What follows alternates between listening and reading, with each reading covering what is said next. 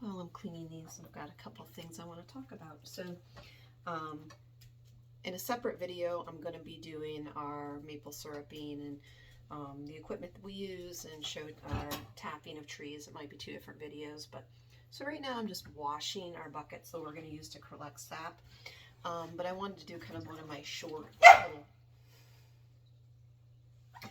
talks on a topic, and this came from a conversation I was having with a coworker who's away a lot during the summer. And so I got to thinking, like, could I plant a garden if I was going to be traveling a lot and away a lot? Is there something I could plant that I'd still be able to harvest that wouldn't need continuous maintenance? And like tomatoes definitely need maintenance, and you know, they need to be harvested when they're ready, otherwise they're going to go bad. Lettuce, if you're not harvesting it regularly, it's going to bolt. It's not going to be good anymore. I mean, that's not true. It still has value. It still would produce seed. It would produce blossoms for your pollinators. It's not like it wouldn't have any value, but it wouldn't have any value, too much value to you in terms of food for the summer or that kind of thing. But now these ideas will work if you're able to keep deer and groundhogs and things out of your garden. And that definitely is something that varies depending on where you live and what else is going on around you. So that's my disclaimer. Depending on where you live and what your pest pressure is in terms of deer and those kind of things, this may not work if you're not going to be home. And the puppy needs to come in now. So if you are able to keep the pests out of your garden through fencing, or you don't have that much pest pressure where you live, and again, I'm talking about big pests. I'm talking about deer and raccoons and things that like to eat your garden.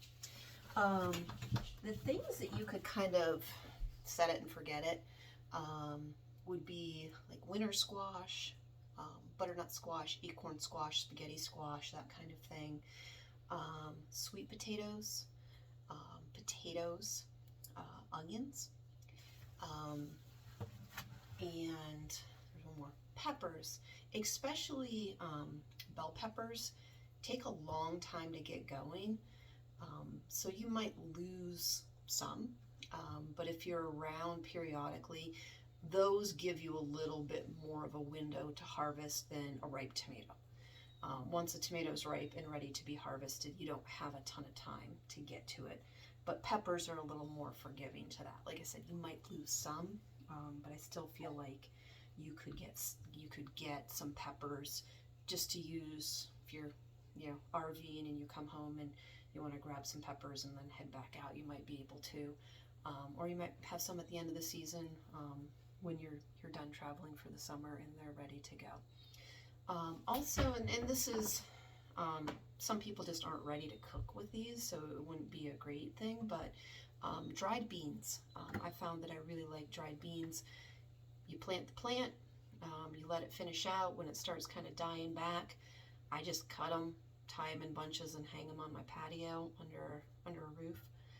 Let them dry further, and then, you know, while I'm watching TV, I'll have a bowl in my lap and a bucket beside me, throwing in the shells and in one container and the beans in another. And the flavor is really good on those. I'm a vegetarian, so we cook a lot with beans. We do black bean hummus. We do, you know, lots of things that we just throw some beans into. It may not be for everybody, but I really have found that I like doing dried beans because I've mentioned before, I like having a variety of things and not everything that requires processing right then. Like, you know, if I can just cut a plant and hang it up, that's far less effort on my part right then than needing to can or freeze tomatoes. The girls are playing upstairs. My four-legged child wants to be up there with them.